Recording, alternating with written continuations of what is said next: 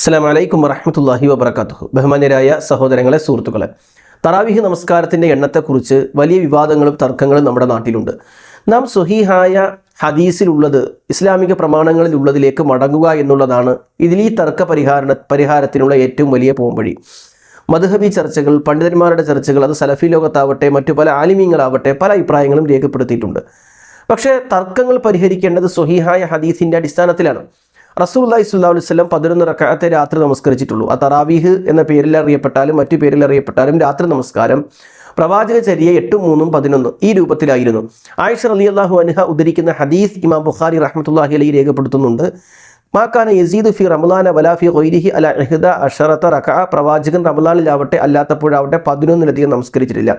അപ്പോൾ രാത്രി നമസ്കാരം, തറാവീഹ് നമസ്കാരം, തഹജ്ജുദ് നമസ്കാരം, ഖിയാമുൽ ലൈൽ നമസ്കാരം, ചുരുക്കി പറഞ്ഞാൽ ഇഷാ മുതൽ സുബഹിക്കിടയിൽ റമളാനിലും അല്ലാത്തപ്പോഴും പ്രവാചകൻ നമസ്കരിച്ച രാത്രി നമസ്കാരം അത് ഈ പറയപ്പെട്ട ഏത് പേരിൽ അറിയപ്പെട്ടാലും 11-ലധികം പ്രവാചകൻ നമസ്കരിച്ചിട്ടില്ല എന്ന് കൃത്യമാണ്.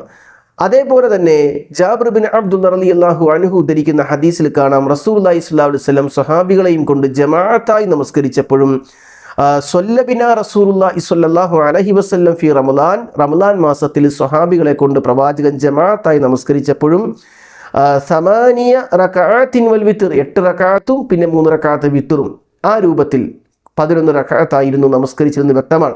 അതേപോലെ തന്നെ സാഇബ് ഇബ്നു യസീദ് റളിയല്ലാഹു അൻഹു ഉദ്ധരിക്കുന്ന ഹദീസിൽ കാണാം, മുവത്തഇൽ ഇമാം മാലിക് ഈ ഹദീസ് കൊടുക്കുന്നുണ്ട്, ഈ ചരിത്രം കൊടുക്കുന്നുണ്ട്. അമർ ഉമർ ഇബ്നുൽ ഖത്താബ് ഉബൈ ഇബ്നു കഅബ് വ തമീമുദ്ദാരിയോടും ഉബൈ ഇബ്നു കഅബിനോടും ഉമർ റളിയല്ലാഹു അൻഹു കൽപ്പിക്കുന്നത് അയ്യഖൂമ ലിന്നാസി ബി 11 റക്അ, ജനങ്ങളുമായി 11 റക്അത്ത് നിസ്കരിക്കാനാണ്.